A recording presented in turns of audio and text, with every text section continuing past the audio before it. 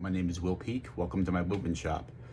The video you're about to watch is a series of shorter video clips that I sent to a friend, repair person, in the February of 2023 about setting up the register key mechanism on a Leblanc Paris Paperclip Contrabass clarinet.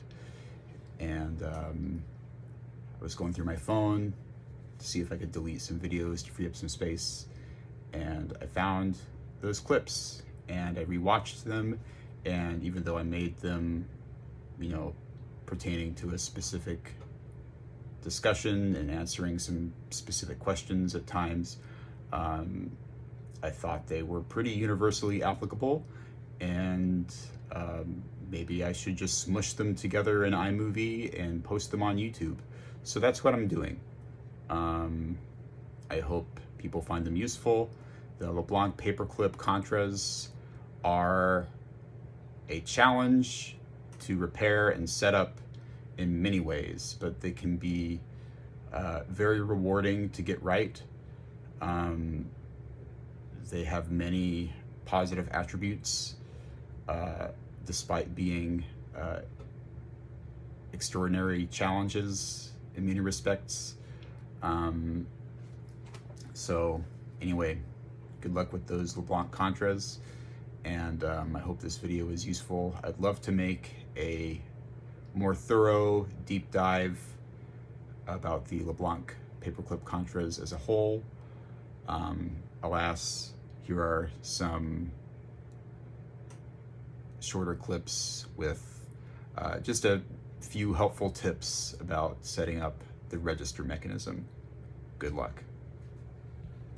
So I'm nearly done setting up the register key mechanism on this paperclip. Obviously the A and A flat keys aren't on, but I've installed the lever, and so I can show how all aspects of this are supposed to work when it's set up correctly, and it's a challenge. So let's just talk about what needs to happen. Of course, the first thing is when we trigger the register key by itself, just this pad opens and nothing else.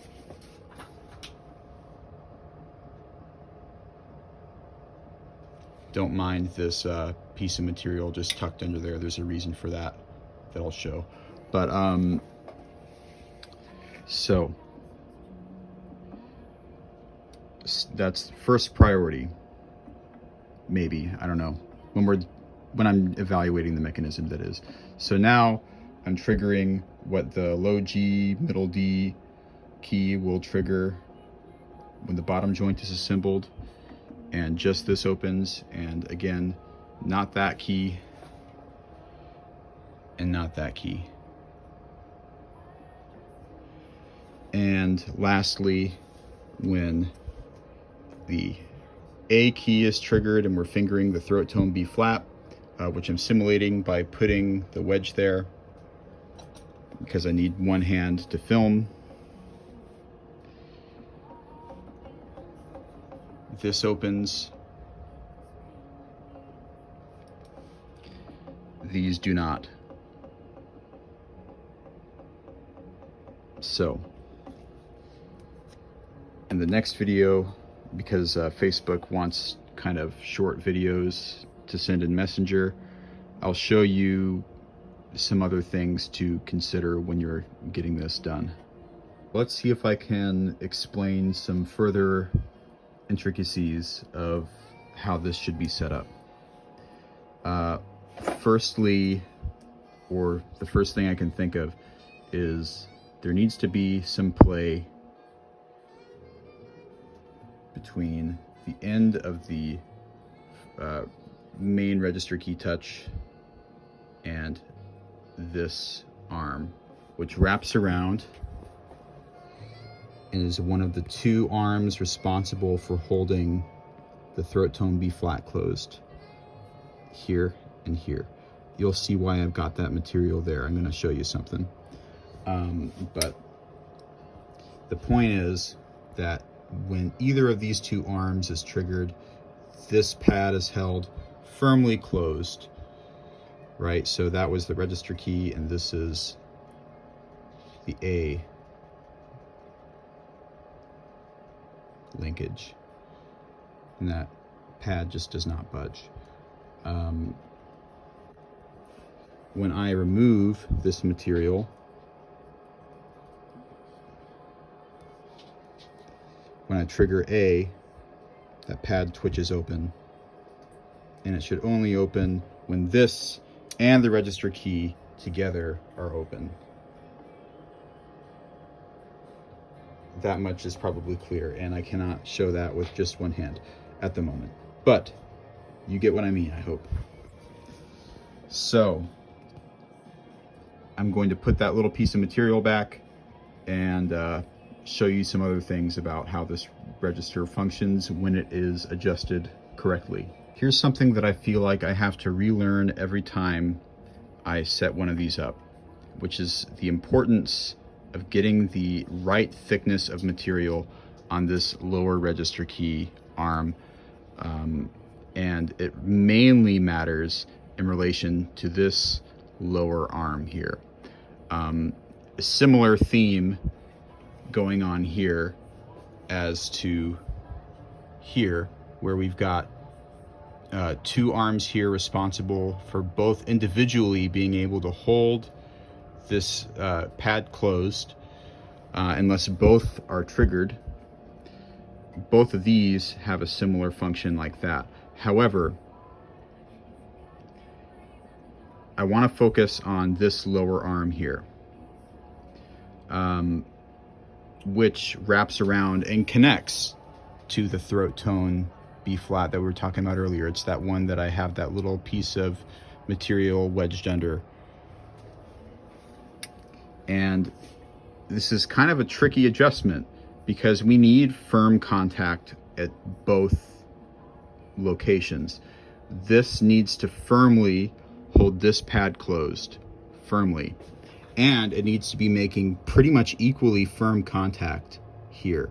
So using a material that's sandable in this location as well as this location is a helpful thing.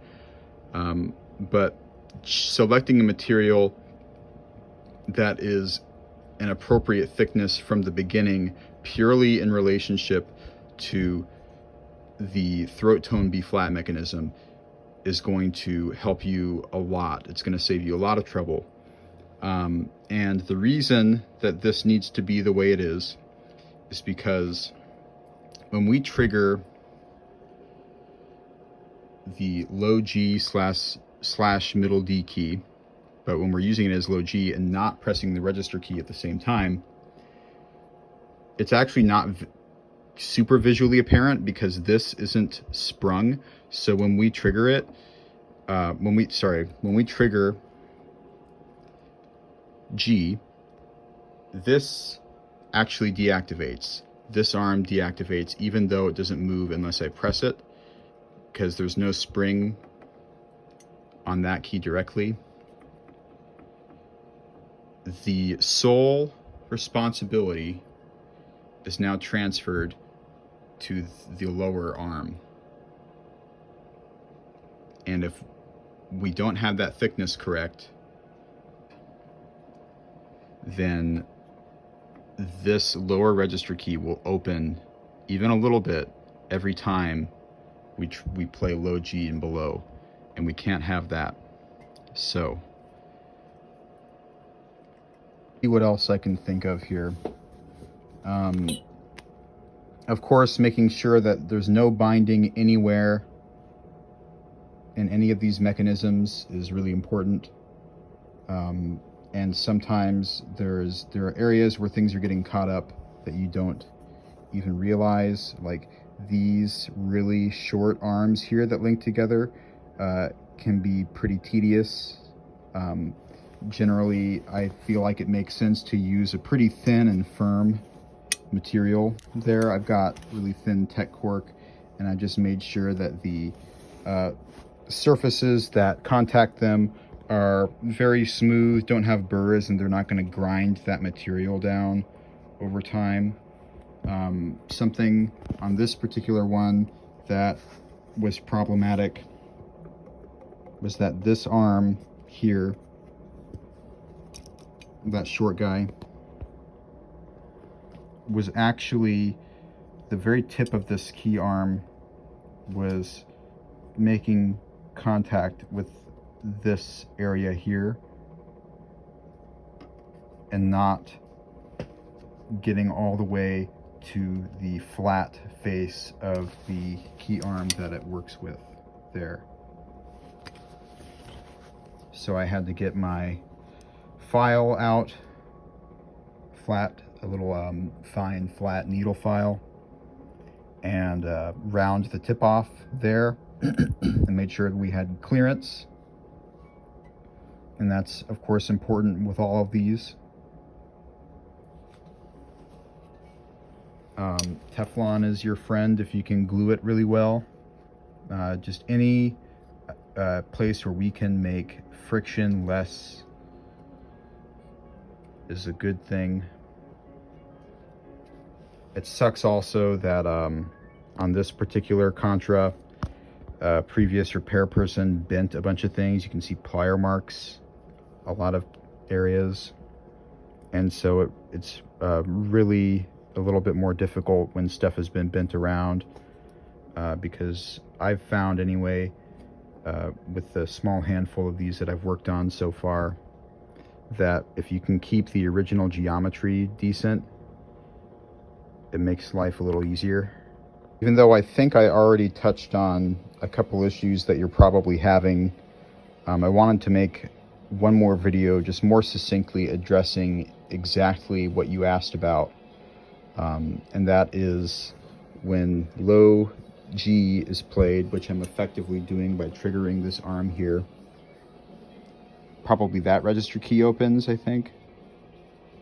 And when you trigger throat tone A, you said 3 keys open, which I'm assuming are A flat, and throat tone B flat. And surprisingly, these issues are most likely related.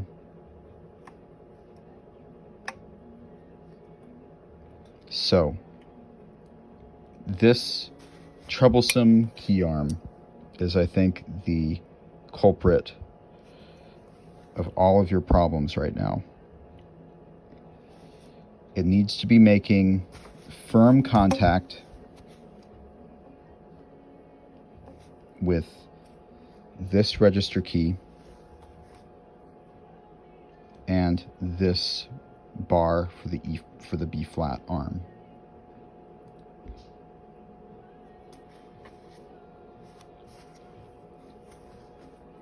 Because when we trigger low G, and remember, this top key arm is not sprung.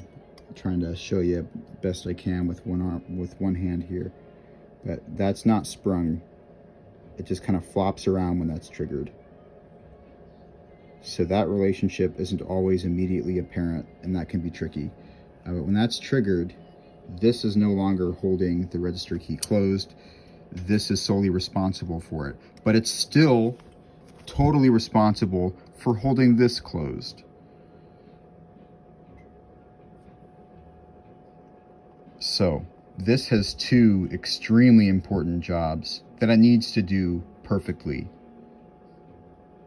Hope that helps. Just one more thing that I forgot to mention in that last video where I tried to sum everything up, but I just want to reiterate. So with the already troublesome task of getting this arm to both close throat tone B flat and this lower register key very firmly, equivalently firmly, ideally, is the importance of leaving a little bit of play between that same arm and the register key. It's already tough enough to get these two things to close firmly from the same arm, but adding another contact point, it's a deal breaker. So just a little bit of play there is a good thing. Like that. Well, there you go. So Will Peak 3 years ago didn't do so bad, or maybe he did. I don't know. I hope that video was helpful to somebody. I think I'm gonna try to dig through my phone a little bit more and see if I can find some other things that I could post that could be helpful in kind of a similar way.